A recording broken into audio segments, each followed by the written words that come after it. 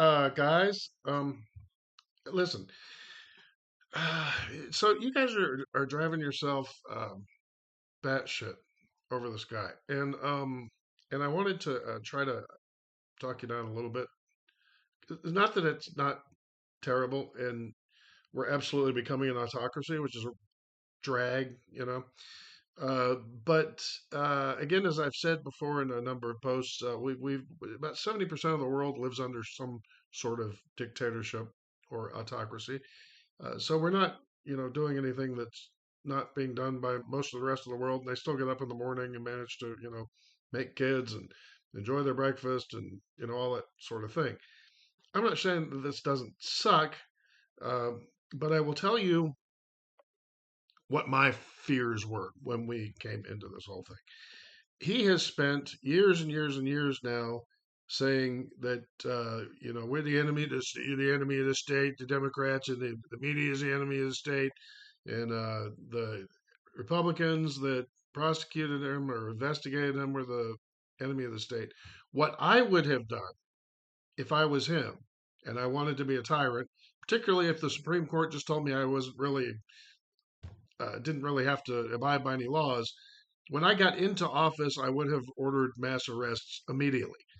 Take out the top of Democratic leadership, arrest a number of Republicans that cooperated in the investigations and those things, take out a number of media figures, because remember, everything that he was saying that they did is treason, right? So you take those people, arrest those people, you imprison those people, even if they don't get to trial, even if there's objections, and even if it's overruled by a court, it's going to scare the hell out of people. And then you can crack down with an iron fist. You actually don't even really need to. At that point, everybody would be just scared as hell, and nobody would say boo anymore. You would have no opposition. That's what I expected him to do. That would have been the rational thing for an autocratic dictator to do. And remember, he's built all this up for years and years and years. So he had every justification to be able to come out and bullshit people like he did and say, this is what we're doing to protect the country. This is what we had to do. We didn't want to do it, but we had to do it because the country is too valuable for these people, etc., etc. Bullshit. What he does. He didn't do that.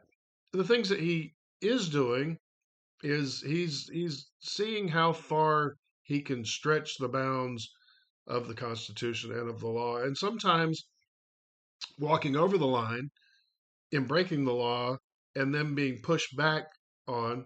But the pushback is real, and it's having real consequences. So the worst things that he could do, he's not doing.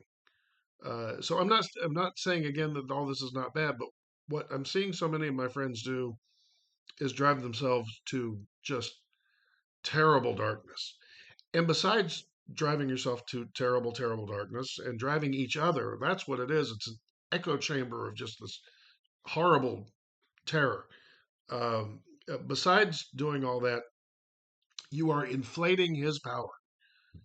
Uh, you're going to convince each other that everything is just completely hopeless, and this is the most powerful person that's ever existed in the history of the world. He can do anything, and just everybody's just going to be completely terrified, and anybody that might even have remotely stood up and fought back, or just going to go, oh my God, I can't do anything for this guy because he's terrifying.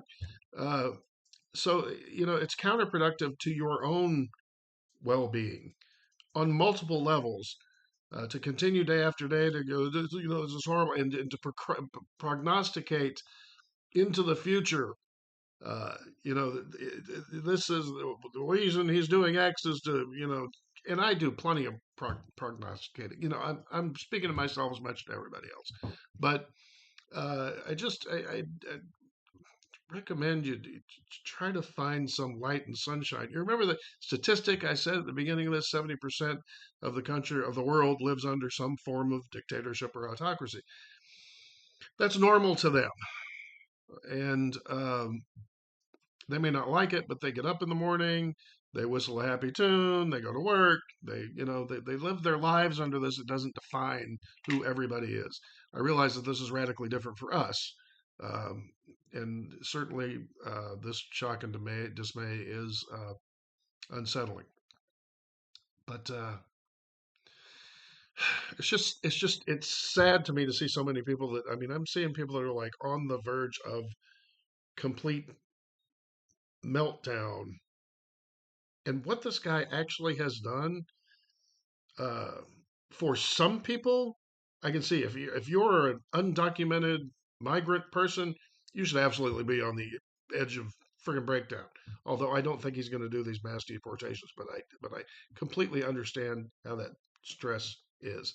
Um, and but for the vast majority of people, it doesn't do those people who are breaking down any good for you to blow your brains out.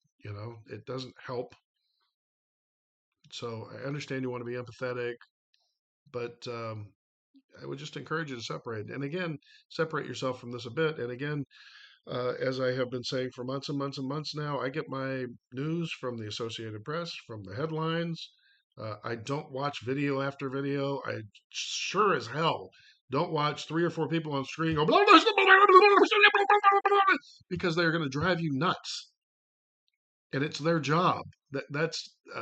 Fear really sells, hate sells. Uh, so pumping this out for some pundit day after day after day is making him money.